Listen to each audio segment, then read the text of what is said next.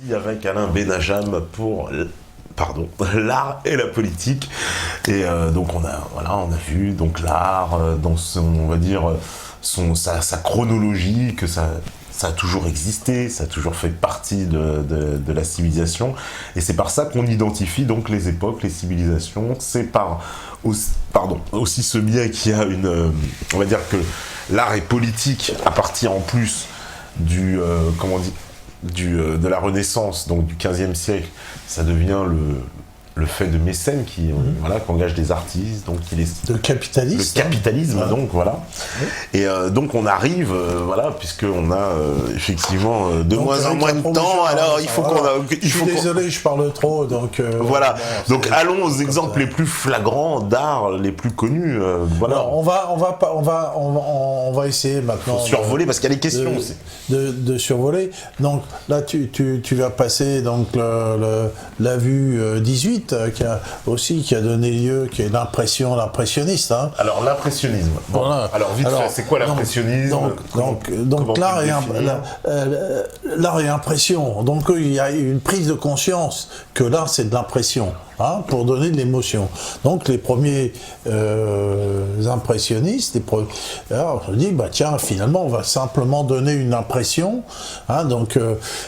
C'est Impression Soleil Levant, c'est celui qui a donné le nom à cet art, qui n'est plus de l'art figuratif précis, si tu veux, mais qui doit donner à sa première vision cette impression. Et il faut voir que ça a donné lieu, ce tableau, Impression Soleil Levant, à des polémiques et à des batailles où la gauche de l'époque défendait ce type d'art et qui la droite fustigeait, en disant comment ça peut, c'est pas de l'art, etc. Alors maintenant tout le monde est d'accord pour dire que Claude Monet c'est un très très grand artiste, si tu veux, voilà.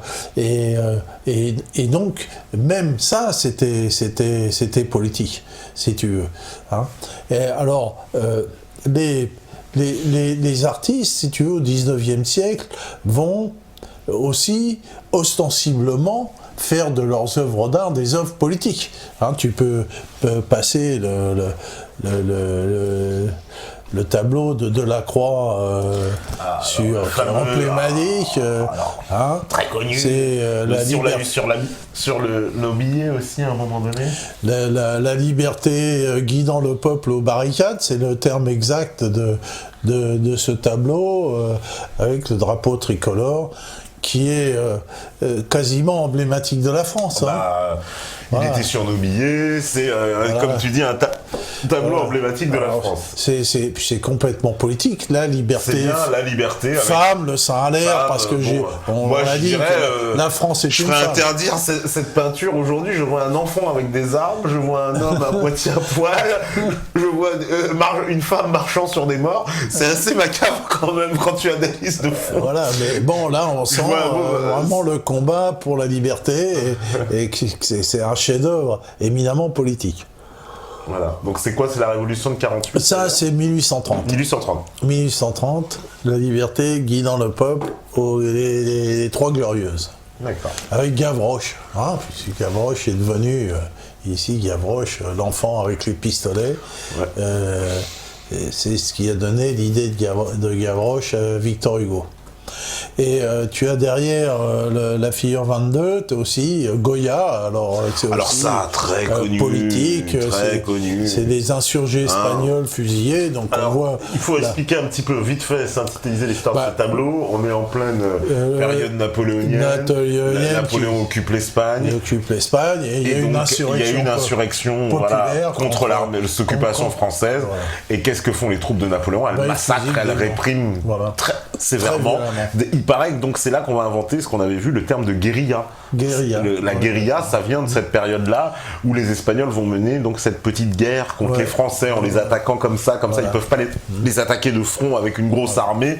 Donc on va naître le terme de guérilla. Voilà, et guérilla qui est menée par le peuple. Et là, ce tableau, alors il est hautement symbolique. On voit donc l'armée, parce que ce sont des soldats français, qui sont en train d'exécuter donc ces insurgés espagnols. On voit. J'ai presque envie de dire, moi, quand je regarde ce tableau, je vois toute la détresse dans la... C'est presque une photo d'un reportage, on pourrait dire, tu sais, dans notre époque. On a fixé un moment, ce serait la une d'un magazine, c'est-à-dire on voit les morts qui sont là, qui viennent de se faire exécuter, et puis on voit ces soldats français presque d'ailleurs. La chemise blanche qui est aussi emblématique, qui montre la cible, et puis qui sont désarmés, on voit bien, il est comme ça, il est désarmé. C'est le bon, il est blanc, c'est le bon. Les soldats, on voit pas leur visage. On voit même pas leur visage. Ils sont sombres, ils sont déterminés. On voit ils ont tous le fusil. C'est un chef-d'œuvre. C'est un véritable chef-d'œuvre. Ce qui l'inspire. Alors là, on est profondément là. Alors là, pour le coup, comment on pourrait dire l'aspect politique, là, il est prégnant, il est marquant, il est volontaire. Il est presque revendicatif. Moi, quand je dis ça, ça pourrait être une campagne, on va dire, pour la résistance espagnole, etc. C'est l'art du 19e siècle qui souvent devient un art militant. Donc, c'est l'art au service d'une cause. Donc, c'est classique, tout le monde connaît ça. Donc, il y a aussi, avant les questions, montrer l'art soviétique, si tu veux. Ah oui, l'art soviétique, on va montrer une petite vue. L'art soviétique. Alors, art soviétique, donc. Alors, ça, c'est l'art soviétique, juste à la Révolution, si tu veux, où l'art se veut. C'est le cubo-futurisme. C'est une école russo-soviétique du début de la Révolution et qui veut montrer, au travers une stylisation, si tu veux, l'ouvrier au travail. Donc là, le cubisme, c'est une démonstration du réel. On verra avec en dernier le tableau de Guernica Picasso, mais donc les cubistes, eux, veulent démontrer quelque chose, si tu veux. Renforcer une idée. On voit bien que ici, on voit bien l'idée du type qui vacille, qui a le fusil à côté, quoi. Donc ça, c'est le début de cet art futuriste. Donc tu vois l'image d'à côté, avec le coin rouge, donc qui est un peu le sommet de cet art qui s'appelle cubo-futuriste. Cubo-futuriste soviétique, et qui contemporain donc du cubisme qui sera aussi éminemment politique. Et tu peux montrer donc la dernière vue donc de ce chef-d'œuvre du cubisme qui est le Guernica, où aussi là on voit une évocation fabuleuse de ce qu'est un bombardement. Et là, on ne cherche plus à montrer quelque chose, si tu veux. On renforce une idée, quoi. C'est l'idée qui est renforcée à travers une espèce de schématisation du trait. Donc là, on est au sommet de l'art politique avec ce Guernica qui est un très très grand chef-d'œuvre. Alors aussi, on ne peut pas terminer cet exposé sans parler de la poésie. Parce que l'art, c'est de la poésie. C'est de la poésie. Et donc, la poésie, par elle-même, est une forme élaborée d'art. Et comme cet art-là, la poésie, c'est de l'impression. C'est-à-dire, c'est de l'impression à des réminiscences. Tu vois, quand on parle on utilise des mots qui ne sont pas exactement ceux de la description, mais on utilise des mots qui sont de l'impression. On parle toujours d'impression dans l'art. Et donc, on peut parler donc, de chef-d'œuvre de la poésie politique. Par exemple, on peut parler de Paul Éluard et de son fameux poème sur la liberté. Hein, j'écris ton nom, liberté. Hein, je vais en donner quelques termes. Alors je ne sais pas si ça va venir ou si on a le temps de l'évoquer. Ah bah, faut se dépêcher, parce qu'il y a des questions, il y a des questions. Bon, ah bah oui. Hein, je vais en donner quelques vers, qui est la quintessence, on va dire, de l'art politique. De Paul Éluard, hein, sur mes cahiers d'écolier, sur mon pupitre et les arbres, sur le sable et de neige, j'écris ton nom, sur les pages lues, sur toutes les pages blanches, pierre, sang, papier ou cendre, j'écris ton nom, sur les images dorées, sur les armes des guerriers, sur les couronnes des rois, j'écris ton nom, sur la jungle et le désert, sur les nids, sur les genêts, sur l'écho de mon enfance, j'écris ton nom, sur les merveilles des nuits, sur les pins blancs des journées, sur les saisons fiancé, j'écris ton nom, sur tous mes chiffons d'azur, sur l'étang, soleil moisi, sur le lac, lune vivante, j'écris ton nom, sur les champs, sur l'horizon, sur les ailes des oiseaux, et sur le moulin des ombres, j'écris ton nom, sur chaque bouffée d'horreur, sur la mer, sur les bateaux, sur la montagne démente, j'écris ton nom, sur la mousse des nuages, sur les sueurs de l'orage, sur la pluie épaisse et fade, j'écris ton nom, sur les formes scintillantes, sur les cloches des couleurs, sur la vérité physique, j'écris ton nom, sur les sentiers éveillés, sur les routes déployées, sur les places qui débordent, j'écris ton nom, sur les lampes qui s'allument, sur la lampe qui s'éteint, sur mes raisons réunies, j'écris ton nom, sur les fruits coupés en deux du miroir de ma chambre, sur mon lit coquille vide, j'écris ton nom, sur mon chien gourmand et tendre, sur ses oreilles dressées, sur sa patte maladroite, j'écris ton nom, sur le tremplin de ma porte, sur les objets familiers, sur le flot béni, j'écris ton nom. Alors je vais aller jusqu'à la fin. Et par le pouvoir d'un mot, je recommence ma vie, je suis né pour te connaître, pour te nommer liberté. Voilà. Donc voilà un poème qui a été écrit en 1942, donc en pleine occupation nazie, pour justement parler de la liberté.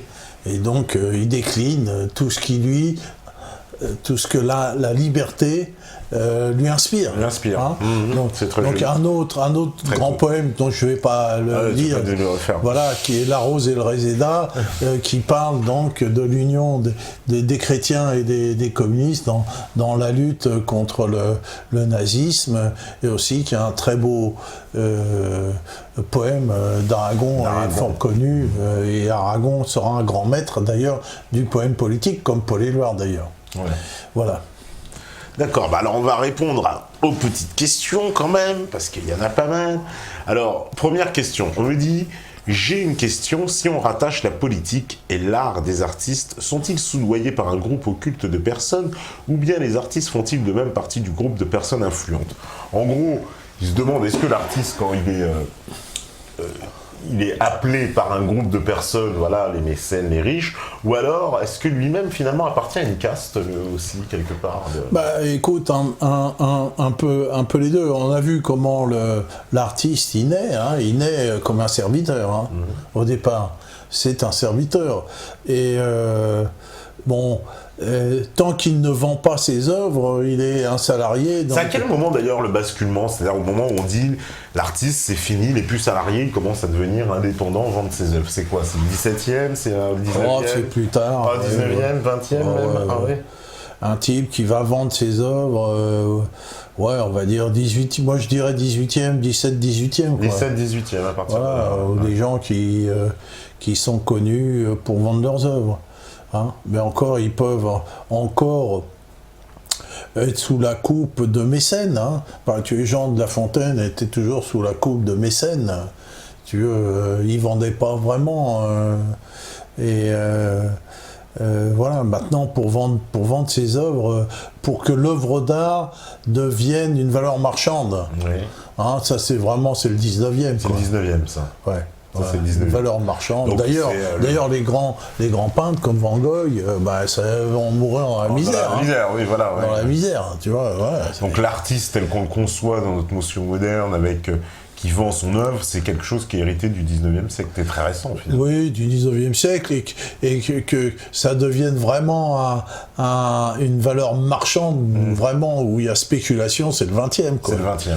Hein, c'est le 20e. Pour faire naître le marché de l'art. Le marché de l'art, ouais. Il y a une anecdote de Picasso, si tu veux, c'est pendant la République espagnole, les républicains espagnols vont voir Picasso, lui demandent de l'argent. Et Picasso, il fait mieux, il prend des billets et il fait des dessins dessus et il signe.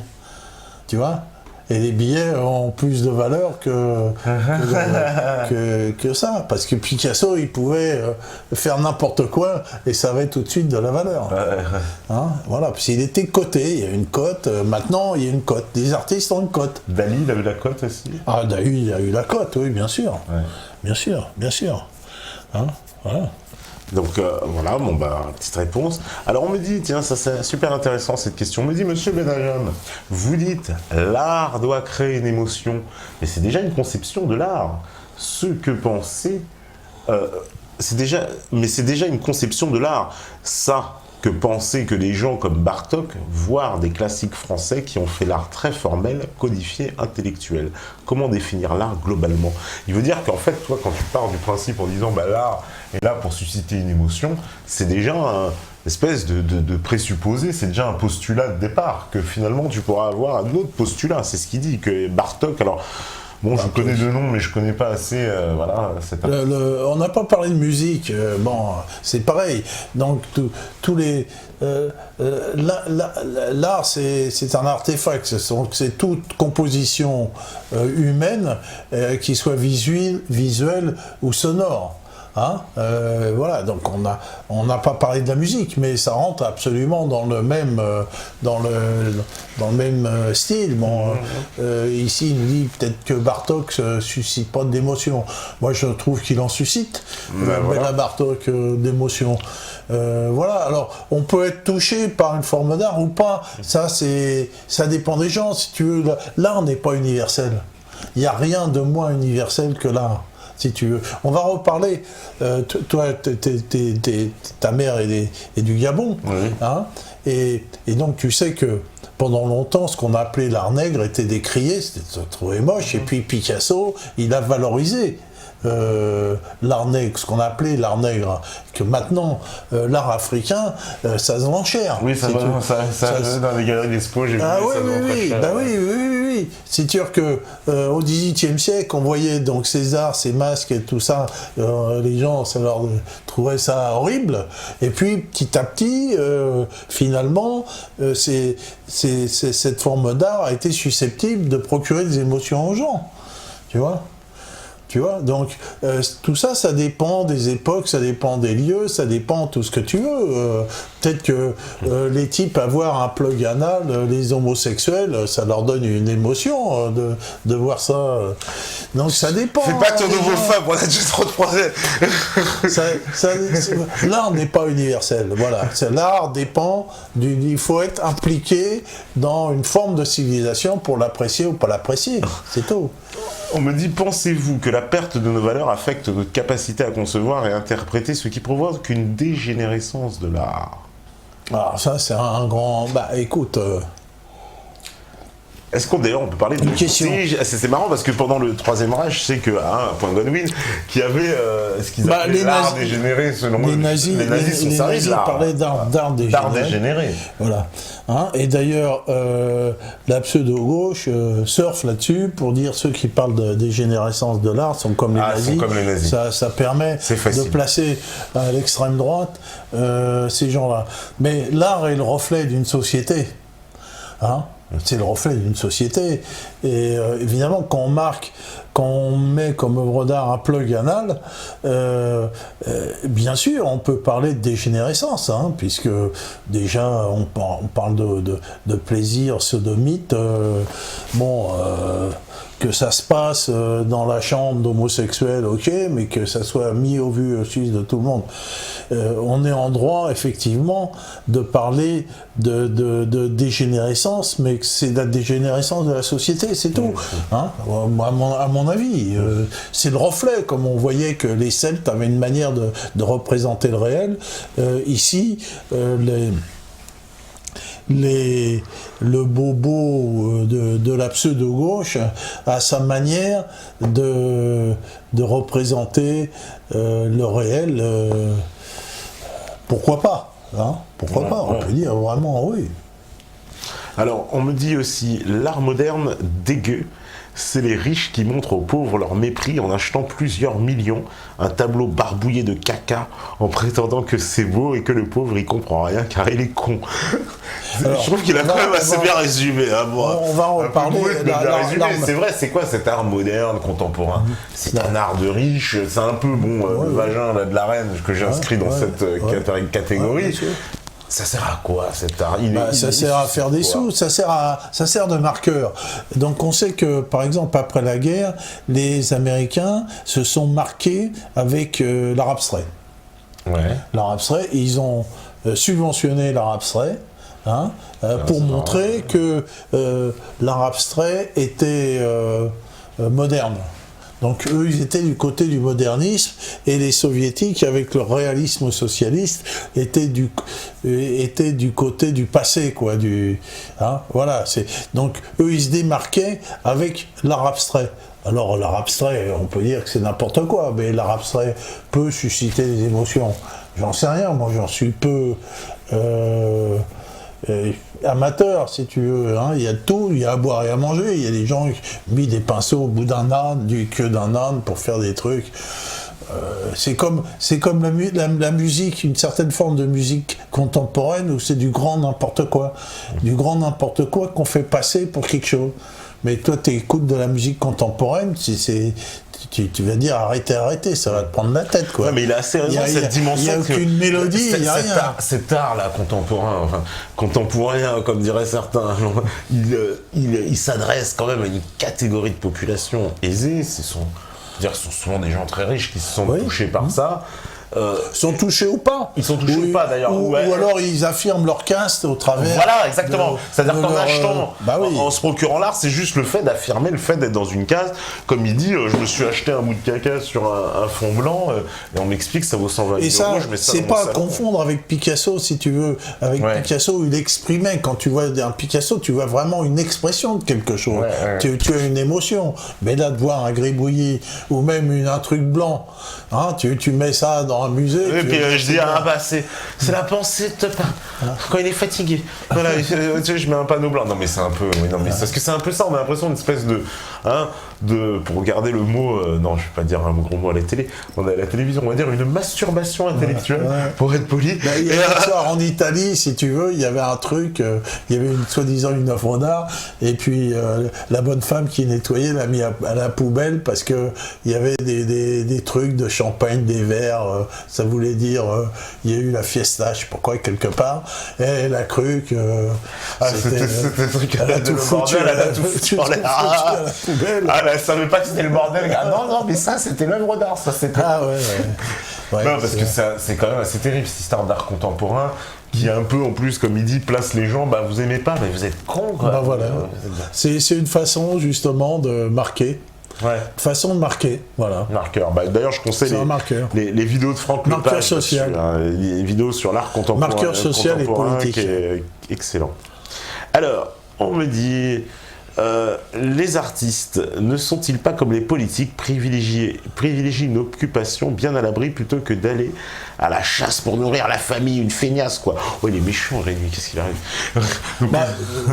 L'artiste il vend pas, il a une cote. Hein. Ouais, voilà. Il a une cote chez les riches, si les riches ils achètent ça, c'est une feignasse. Voilà. Ouais, c'est ça.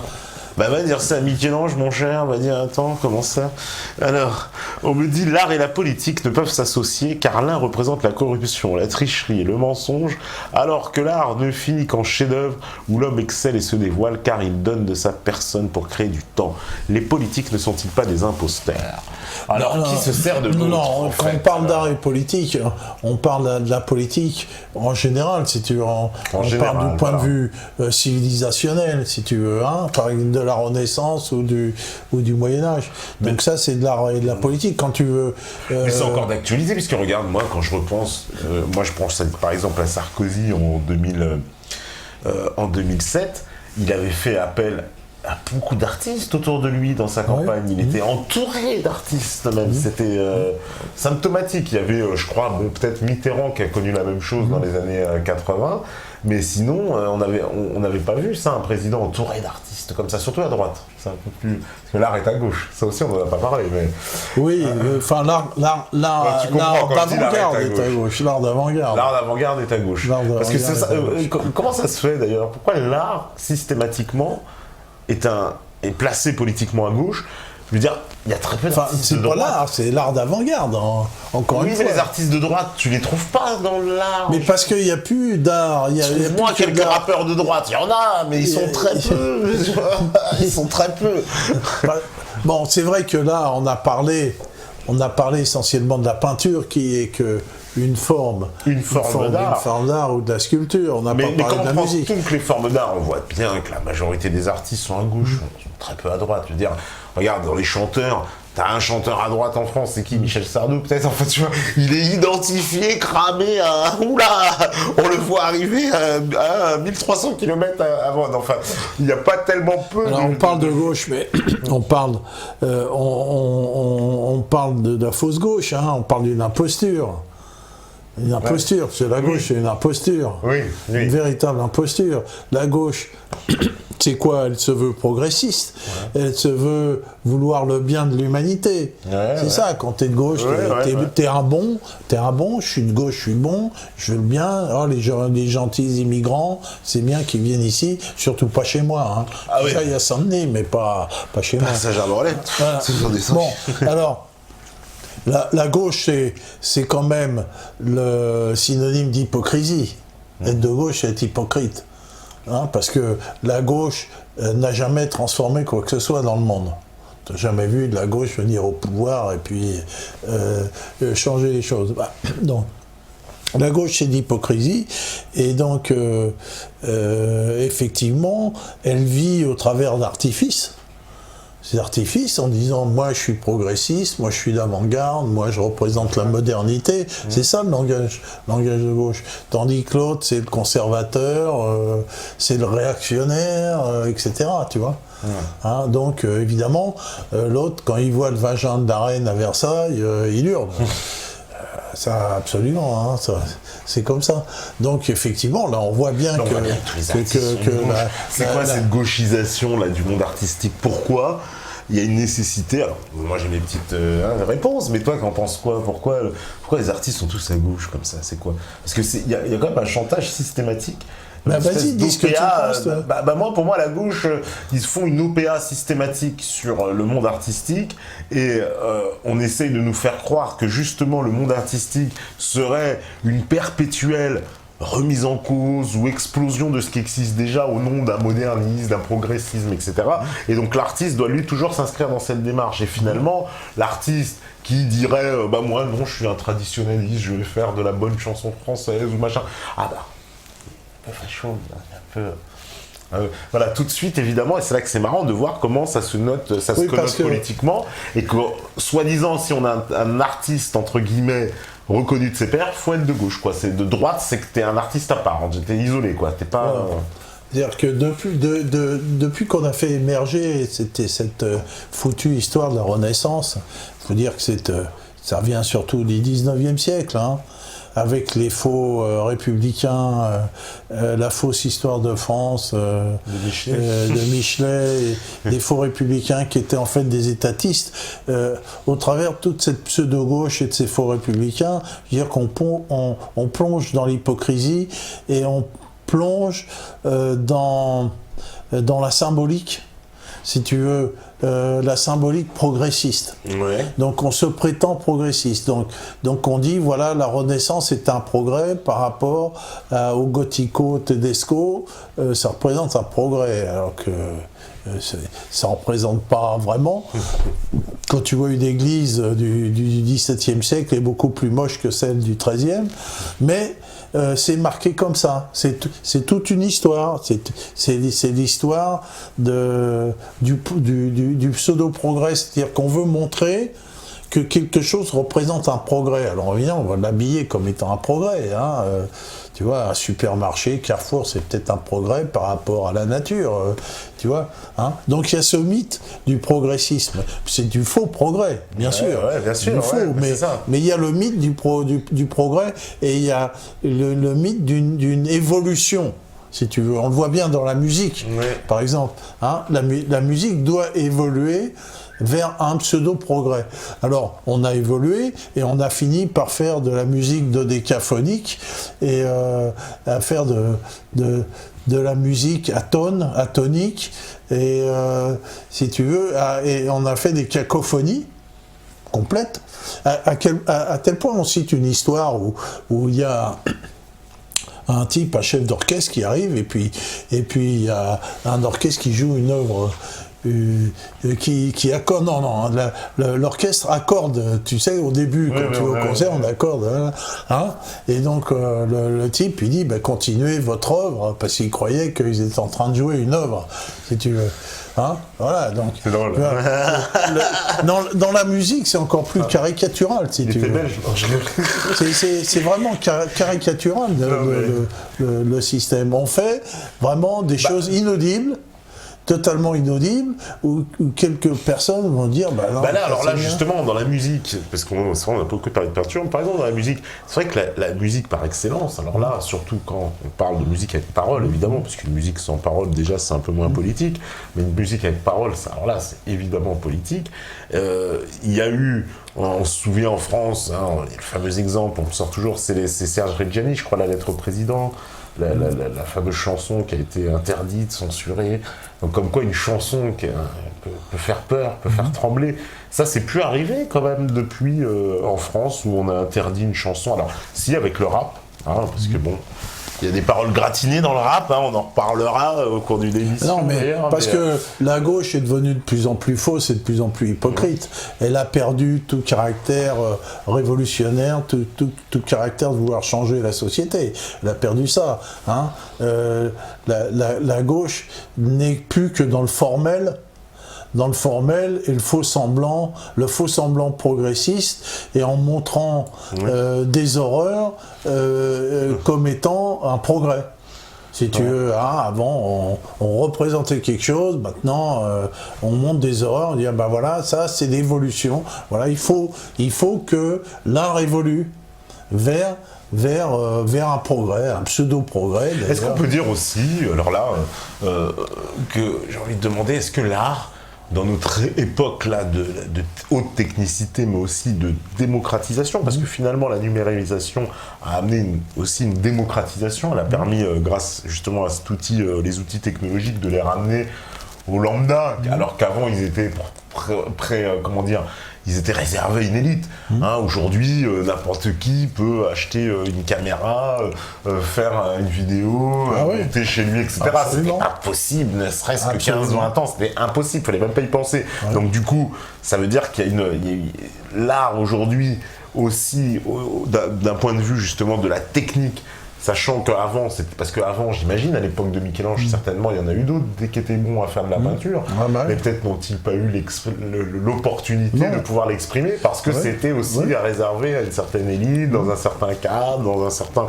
Et là, est-ce qu'on peut dire que justement l'art de notre époque, l'art dans notre époque, justement, de cette époque moderne, il est complètement démocratique, quelque part, puisqu'il est généralisé. Forcément, l'art va évoluer, parce qu'il va évoluer, et il évolue comme la communication. la communication a toujours été une communication verticale, verticale, pyramidale, la parole d'évangile, ce que j'appelle la parole d'évangile, entre guillemets, mais c'est pour dire que la parole d'évangile, c'est dire le vrai, qui n'est pas contestable. Il n'est pas... Donc jusqu'à présent, toute information était verticale, de type religieux, même si c'est laïque, même s'il n'y a pas de Dieu. Alors qu'aujourd'hui, on l'a dit plusieurs fois que l'information devient horizontale, donc vous en êtes un exemple, et que chacun peut raconter ce qui pense être le vrai. Chacun. N'importe qui aujourd'hui, avec en plus l'outil internet, chacun peut devenir artiste en fait. Comme l'information devient horizontale et que la société a déjà changé de paradigme, quand on me dit quand est-ce qu'il y aura la révolution, je réponds, elle a déjà commencé, elle est là, la révolution, elle est inexorable, c'est pas la peine. Voilà. Et donc, bien évidemment, pour l'instant, peut-être que des gens n'osent pas encore, sauf des chanteurs. Il y a des chanteurs, des rappeurs, des gens qui commencent à s'exprimer sur le net. Mais peut-être qu'il va y avoir des artistes qui vont s'exprimer parce qu'il y a des moyens.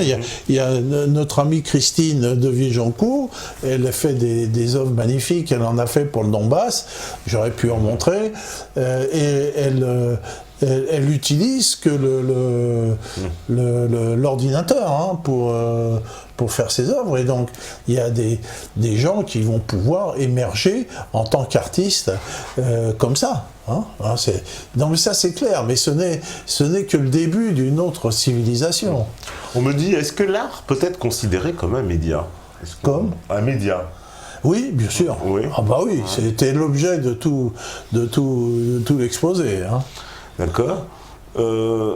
Ensuite, on me dit, pouvez-vous nous parler en quelques mots de cette technique, le sfumato ? Tu connais ? Moi, je ne connais pas. Le quoi ? Sfumato. S-F-U-M-A-T-O. Le sfumato. Ça doit être des trucs japonais. Alors, on me dit l'American Way of Life est le mode de vie qui exerce le plus sa domination culturelle sur le monde. Ah ouais, évidemment. Pensez-vous que l'humanité aboutira en définitive à l'influence d'une transculturation américaine, qui est un processus par lequel une communauté emprunte certains matériaux à une culture majoritaire pour se les approprier et les refaçonner à son propre usage, en positif ou en négatif ? Oui, alors c'est intéressant ce qu'il dit. Parce que c'est vrai que finalement, cette américanisation, on peut l'avoir comme ça, c'est-à-dire s'approprier les codes et les machins, on va dire des codes culturels de l'idéologie, la culture dominante, puis les transformer. Ça donne... c'est le plus bas dénominateur commun. Là, t'as la carrière française, il a plus les casquettes américaines, il a la casquette Armani, il a plus le machin, enfin c'est exactement ce qu'il dit. Mais là, on est en plein dans l'impérialisme et dans la structure pyramidale. Complètement. Là c'est l'impérialisme qui impose son point de vue au monde. Ouais. Voilà, c'est clair, comme il a imposé l'art abstrait, qui est ridicule en soi. Si tu veux, l'art abstrait, c'est la décoration à la limite. Tu peux faire quelque chose de beau avec de l'abstrait, mais que du beau. Mais le beau, c'est pas de l'art. Oui, le beau, c'est pas de l'art. Non, non. On me dit bonsoir. Quand je vois le tableau le vendu le plus cher, je vois un Gauguin acheté en 2015 $300 millions par le Qatar, suivi des joueurs de cartes de Cézanne vendus en 2011 pour 275 millions à la famille princière du Qatar aussi. Donc c'est le Qatar qui rachète les plus grands tableaux. Oui, avec les pétrodollars, puisque maintenant, si tu veux, l'art a une cote. Ce pauvre Gauguin qui est mort quasiment dans la misère. Ces tableaux se vendent des fortunes, de quoi racheter la France de l'époque, quoi. 400 millions de dollars, enfin 300 millions de dollars. C'est triste. Ouais. C'est très triste. Ouais, du Cézanne aussi, donc c'est ça. Et les Qataris, ils ont cette fièvre aussi, donc de n'ont l'achat rien à d'armes, non, un branler. petit peu, Ils non. s'en foutent, c'est de la C'est quoi? C'est de la spéculation. spéculation. Oui, c'est Le pour faire Louvre, bien. c'était où là, le Louvre au Qatar? Non, il y a un Louvre. Non, C'est à non, Dubaï, c'est faut pas le Louvre confondre, à Abu Dhabi. Abu Dhabi, pardon. Voilà, mais c'est Ah, le faut pas Louvre, confondre. c'est Toi, pas tu mets pareil. un point d'honneur, Qatar, Ah non, Émirats mais ça a Arabes rien Unis, à de pas voir. confondre. Écoute, Mais bon. ça n'a rien à Ah, non, voir. non, Bon, les Émirats Arabes Unis, il faut que je rappelle à tous ces gens-là qui ont été fondés par le Cheikh Zayed, hein, qui a pris l'indépendance en 1972-78, et que le Cheikh Zayed a invité Thierry Meyssan en 2002 à faire un exposé sur le 11 septembre. C'est le premier chef d'État, et peut-être le seul, qui a pris qui a fustigé la version officielle du 11 septembre, hein, publiquement. Ça y a valu d'ailleurs beaucoup d'ennuis. Donc, voilà. Alors maintenant, les Émirats Arabes Unis sont comme la France, ont été obligés par les États-Unis à la suite de ça de suivre une ligne politique. Voilà, sous peine de beaucoup de rétorsion, Ouais, et ils suivent cette ligne politique, contraints et forcés, et sans faire de zèle. Voilà. Alors ne pas confondre les Émirats Arabes Unis, Et le où je Qatar. travaille, hein, je suis salarié par l'État des Émirats Arabes Unis, pour faire de l'éclairage public, avec le Qatar qui est pris par les frères musulmans. D'ailleurs, les Émirats Arabes Unis, les frères musulmans sont en bisbis, ils sont interdits aux Émirats Arabes Unis, et les relations entre le Qatar et les Émirats Arabes Unis sont très mauvais. Voilà. Voilà. Alors qu'on cesse de m'emmerder avec les Émirats Arabes Unis, c'est pas l'Arabie Saoudite, c'est pas le Qatar. D'accord. Bon, comme ça, à ne pas confondre. Ne pas confondre. Voilà. Alors, qu'est-ce qu'on me dit? L'art tend à s'uniformiser à mesure que l'on se mondialise, surtout en suivant ce qui s'est fait aux États-Unis. Selon vous, est-ce une bonne ou une mauvaise chose? Bah, J'ai ouais. pas compris. Est-ce que, tu sais, l'américanisation de l'art, quoi, tu vois, cette espèce de... Parce que ça, est-ce que finalement, c'est vrai que les États-Unis, qui nous dominent complètement... Oui, ils dominent culturellement. Ouais, culturellement, Ah, ils ont une c'est normal. stratégie, eux, par contre, qui est très marquée de se Ouais. servir de l'art. Et Oui, bien ils sûr. l'avouent, donc Hollywood étant le fer de lance de cette politique, c'est-à-dire, comme disait d'ailleurs un général américain, Hollywood et le Pentagone, nous avons le même ADN. J'ai trouvé ça extraordinaire. Ça fait... On a parlé de l'art abstrait après la guerre. Hein. Ouais. Ouais, bon. Donc là, parce que là, c'est très marqué. Je veux dire, Hollywood, c'est notre exemple contemporain de l'alliance entre, on va dire, justement, l'idéologie d'une forme. Alors là, pour le coup, il y a tout. Parce qu'ils sont forts, les Américains, ils nous font le package. À la fois, ils nous vendent leur mode de vie, hein, donc le système de consommation, etc., néolibéral. Ils nous vendent leur vision du monde, c'est-à-dire que dans les films, il y a des guerres, hein, les États-Unis sont toujours postés en posture de défense, C'est la toujours liberté, etc. Il y a tout un véhicule quand même d'informations si on s'intéresse à un film. Selon l'histoire, ils ont des méchants, donc l'Indien, le Mexicain, ça a été, après les Allemands, maintenant c'est le Russe. Et maintenant c'est le Russe. Le Russe ou revient le en Serbe. force. Ouais, voilà. Le Russe et le Serbe reviennent Oui, il y a ensemble toujours dans le des ennemis cinéma. désignés dans le cinéma américain. Ouais. Voilà. Donc les Russes et les Serbes sont toujours des mafieux très sanguinaires et bruts. Voilà, bon. D'ailleurs, il y a un reportage excellent que je vous recommande à ce propos qui s'appelle Hollywood et les Arabes, et dans lequel, voilà. Il y a eu les Arabes, j'ai oublié le moins nom maintenant, mais il y a eu du les réalisateur, Arabes, il y a eu les jaunes, il y a eu... Mais Hollywood et les Arabes, le gars te décrypte comment les États-Unis, depuis plus de 40 ans de cinéma, on dépeint une image en fait des Arabes en les déshumanisant systématiquement, et en plus en adaptant le profil qui était on va dire décrié à chaque époque. C'est-à-dire dans les années 70, on parle très peu de terroristes, ce sont plutôt des cheikhs arabes riches qui se comportent mal, etc., qu'on voit dans les films. Et puis petit à petit on glisse et puis on voit des terroristes. Et puis pareil, pour le côté, il montre la femme arabe qui avait une image d'une femme soumise un peu effacée. Puis petit à petit dans les films on voit apparaître des femmes terroristes, etc., etc. Et finalement on pourrait faire la même chose, je suis certain, pour les Russes. moi, ce que j'ai vu du cinéma américain pour les Russes, c'était avant les méchants communistes qui cherchaient à dominer le monde, voilà, faire des coups d'État mondiaux dans l'ombre.